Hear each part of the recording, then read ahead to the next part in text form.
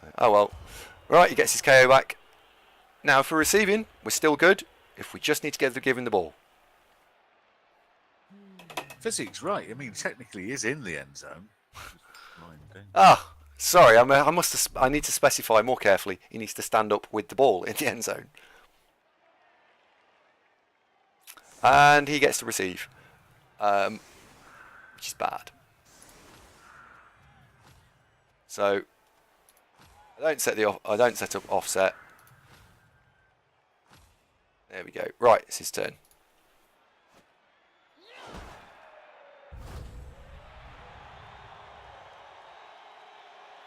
I'm glad you enjoyed it. AndyDavo. I think Zunk will get your name right just momentarily. AndyDavo. Cheers, mate. There we go. Welcome to the show, by the way. Go on, go mad, hit the follow button. Spoil yourself. Cheers, Toronto. Thank you. Mighty Blow not doing a thing.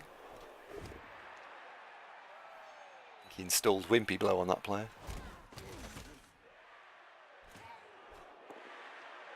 Well, she did kill Joy Bear. Big fan. He's a giant of the game. Now, the rest of this turn's all very safe and solid. He chooses to go screen the ball off, and I quite like this. This is good. What I didn't like was the end of this turn. Naughty Tiss. What he's trying to do is he's leveraging his advantage. I wouldn't have done this. I would have sat on it. So he's got the ball, didn't use a reroll to pick it up. Everything's safe and solid. I ain't going to come through this. And he chooses to foul. I don't think he needs to do this, because if he gets sent off and he doesn't remove me, he's giving me advantage. As it is, he gets it. And Lolathor is no more. Again, the elves choose to set up screens, hoping to try and hold him out. I had clocked at this point 3 rerolls to none. A draw here is just not going to be good enough. I'm going to have to turn him over. I'm going to have to do something. However, this is the wrong turn to try and do anything. So let's see what we can do. This was a misplay. I really should have swapped these two round, and I was cross at myself at that point. Yeah, worst case for him was 10-10. Yes, you're right, it would have been, but he didn't need to do it.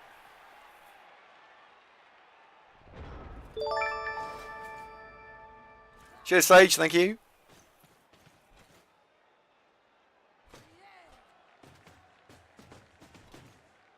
Left these two down because they're providing a nice screen of just dead players. So that was nice. And while he's setting up this turn, I've realised I've already made the mental decision that I'm going to have to do something. That if you carry on with the strategy of being passive, we're going to lose. So I'm going to do something. And my next turn is probably way more aggressive than maybe you're expecting. Got us by surprise, for sure. It's almost impossible to say anything without spoiler alerting. I know. About to happen. I'll just sit in, not sin. I know. So I get all up in their face a little bit here, trying to get rid of some of their rerolls, trying to make something happen because passive is not going to work. Would it be appropriate to say you got up in the grill? That works, isn't it? We could use that. So cut off this player. This line elf here was line woman was a right pain.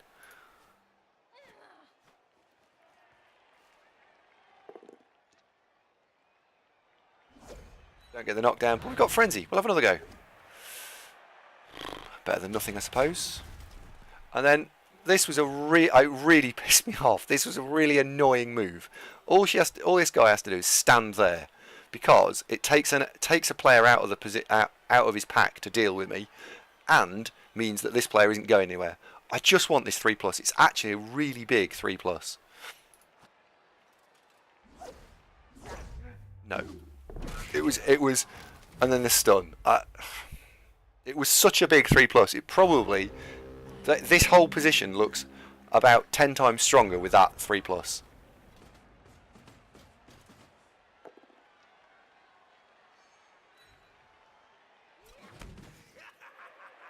These are the breaks, I suppose.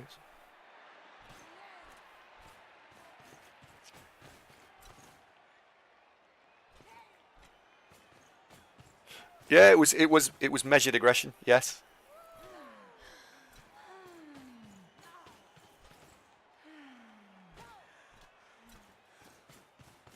And that was why that line elf that was randomly free is such a problem. I can't now get around the top here. That was a really good move from him. Really good. Ends the reroll. Doesn't get the knockdown. That was quite important.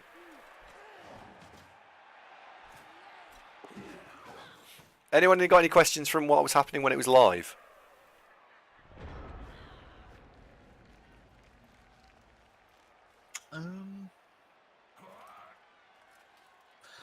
As it played out, we were kind of following what you were doing and going, oh, yes.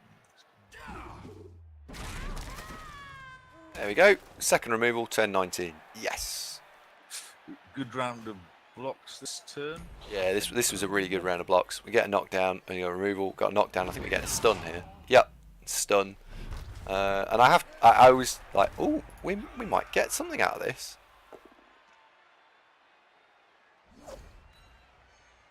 And this is why that stun was such a pain up there, because this blodger should be here. I lost one of my key players for 2 turns.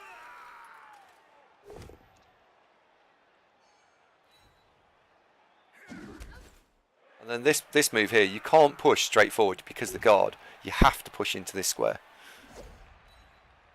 And you're also obliged to throw the block, because otherwise you cancel his assist out, and then you can push my guard out of the way. So I was once I'd committed to throwing some of these blocks, I'm committed to throwing them all. Was I trying to chain push? I looked at it for quite a while and I couldn't see anything that was on, so no, I left it. I left it be.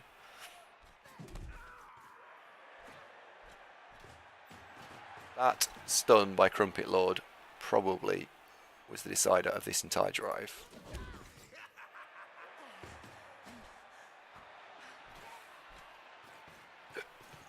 Again, he's screening off the space in front of where he's actually going to put the ball. Oh no, he's just going to bring a cage way forward this turn actually. But this is good yardage gain. TYS is very good at this and does so all through the game.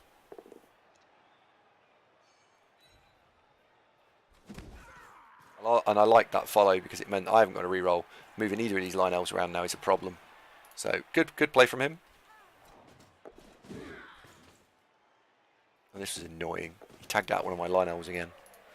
So I'm now in the, oh dear, we can lose the game, because all he has to do is walk it in. So any fail from me now is critical fail, lose the game time.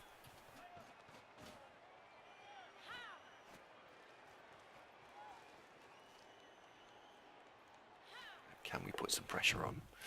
Moving the players around with dodge first.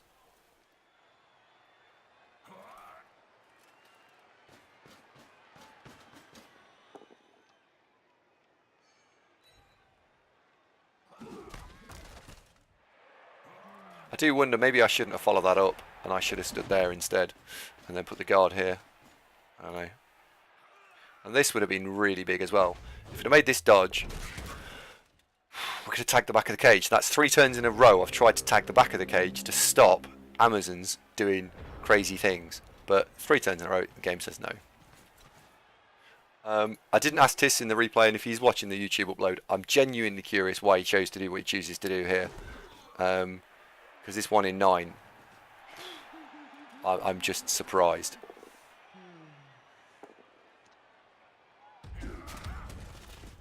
So that there could be game. We could now pick the ball up on a blodger and be away.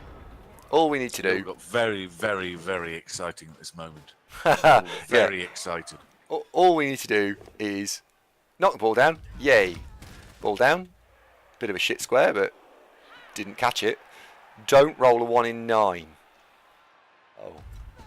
And there's no other way of doing this. I looked at that for ages before actually doing it, because I know the replay takes out the time. I can't do it a different way. It's just not a good idea.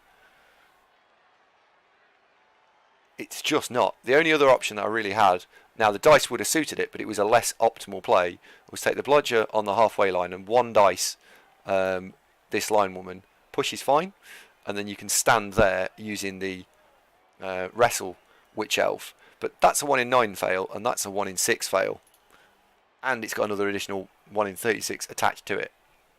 So I like my play. I don't like my dice result, but I like my play.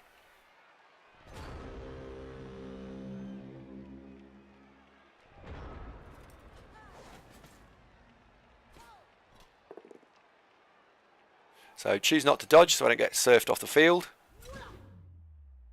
A little wry smile comes across my face. I'm like, oh yeah. Get removed off the field anyway.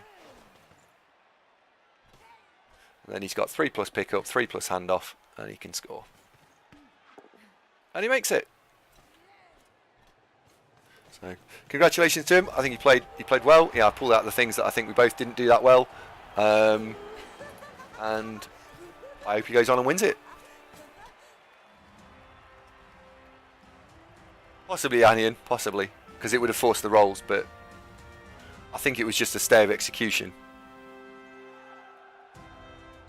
David Lord says, why don't I use the Wrestle Witch Elf? Because to put the assist in, I had to use the other Witch Elf, and then you've run out of players to actually move. So it was important that I blitzed the way I did. So there we go. That concludes the replay analysis of Last 32. Thanks for watching. If you enjoyed it, please leave a like and subscribe. We'll see you next time. Already did.